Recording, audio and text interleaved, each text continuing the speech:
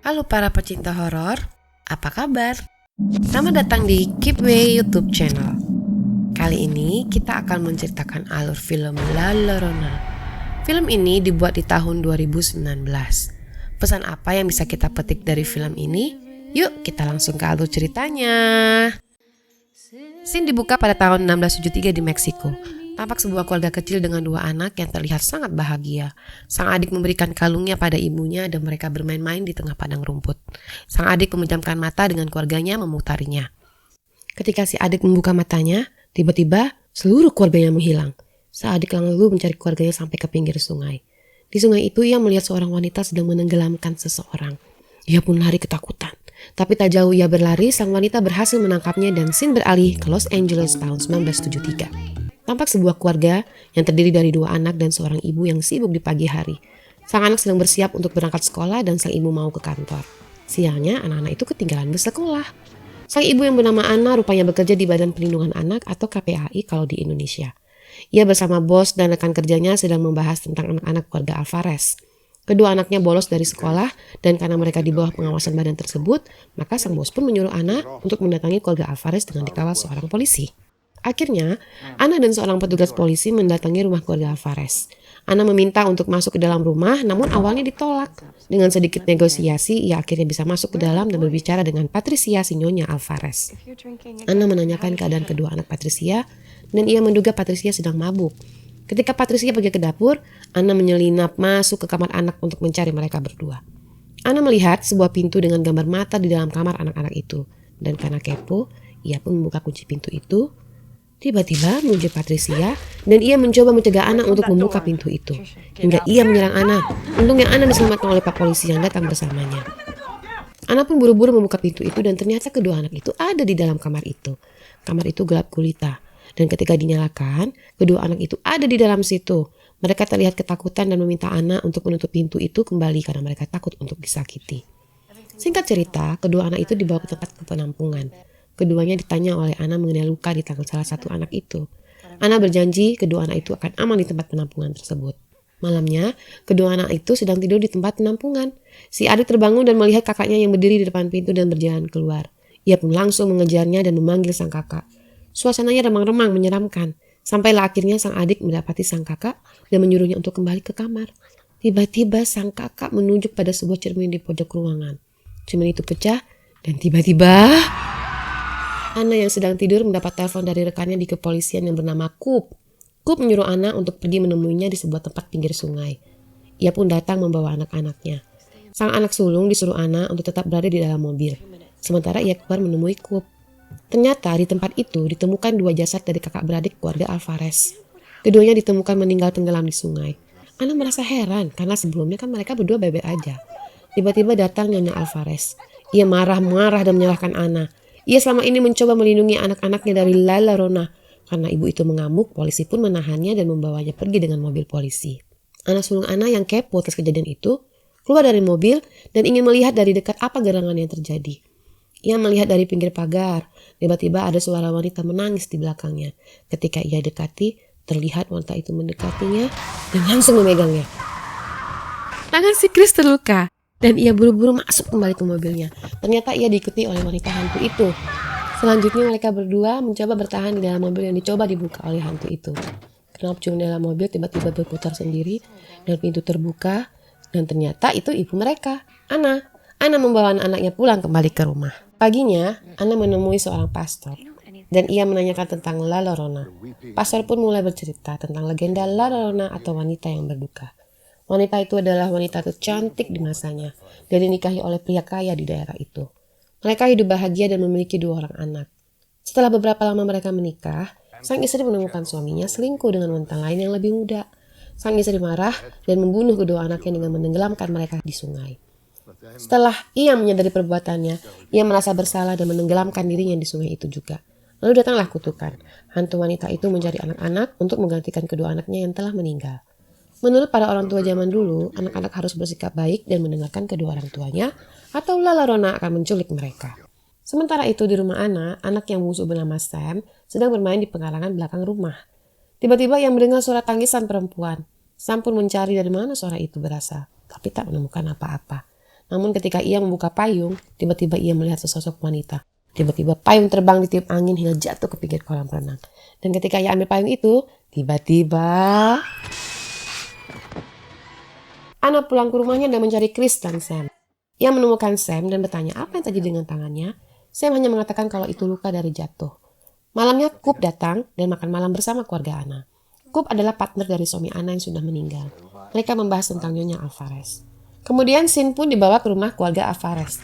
Tampak seorang lelaki yang sebelumnya dilihat Anna ketika menemui pastor, kini sedang berada di rumah keluarga Alvarez. Ia mengambil sampel cairan hitam yang ia temukan di situ.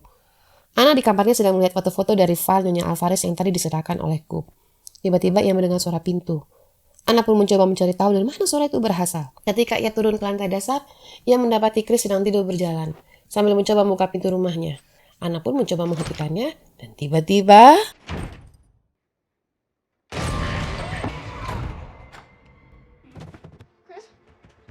Anna mengantarkan Chris kembali ke kamarnya. Saat ia kembali ke kamarnya, terlihat foto-foto yang ia lihat tadi berceceran di lantai kamarnya. Ia mengira ada maling masuk kamarnya, dan mencoba mencari tahu siapa yang ada di kamarnya.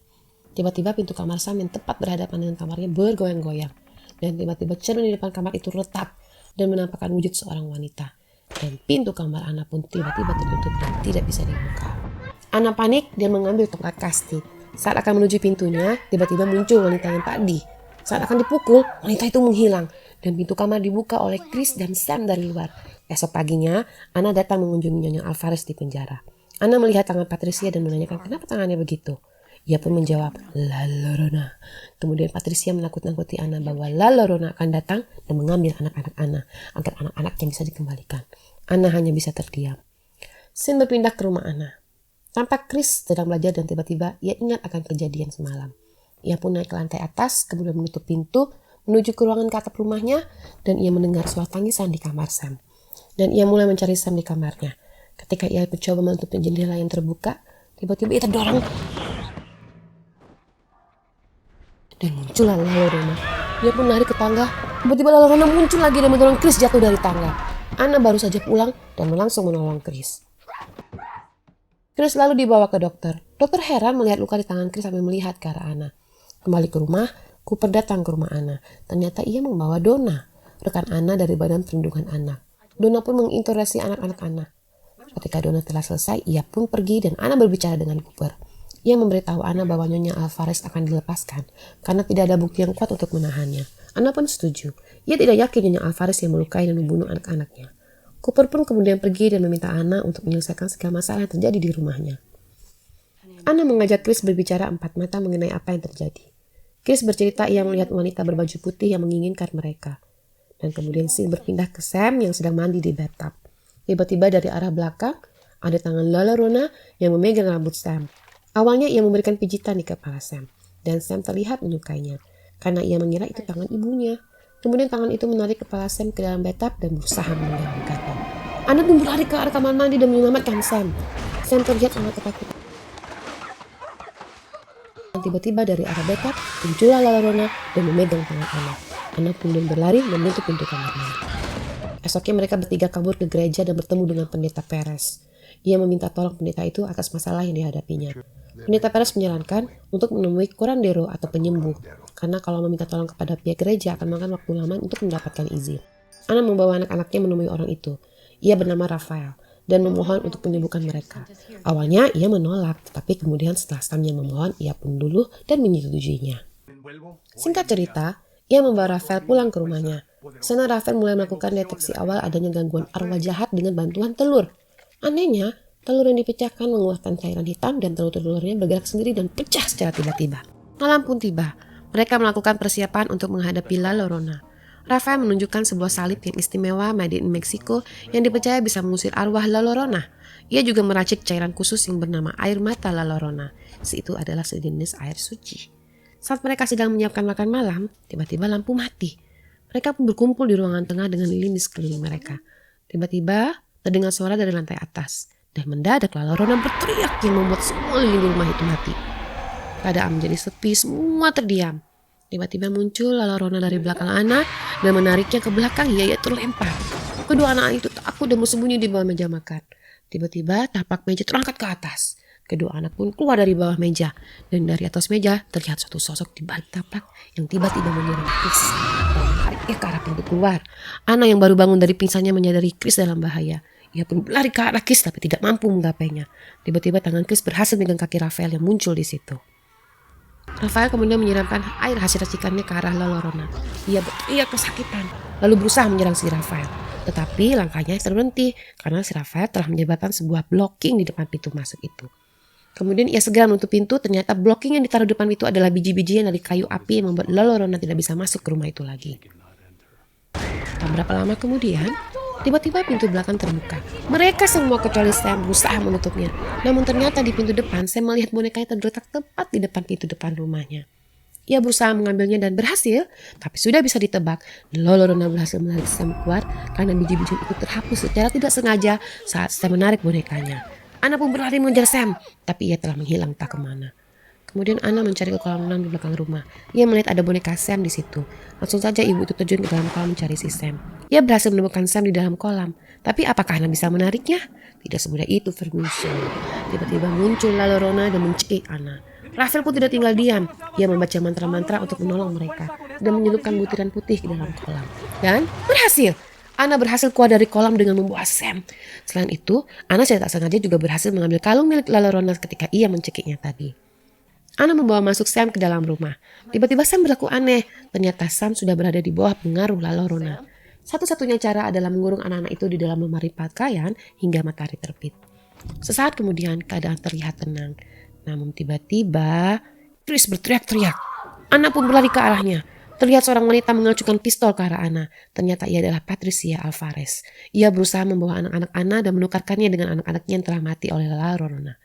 Rafael mencoba mendekatinya, namun Patricia berhasil menembaknya dan Rafael pun roboh.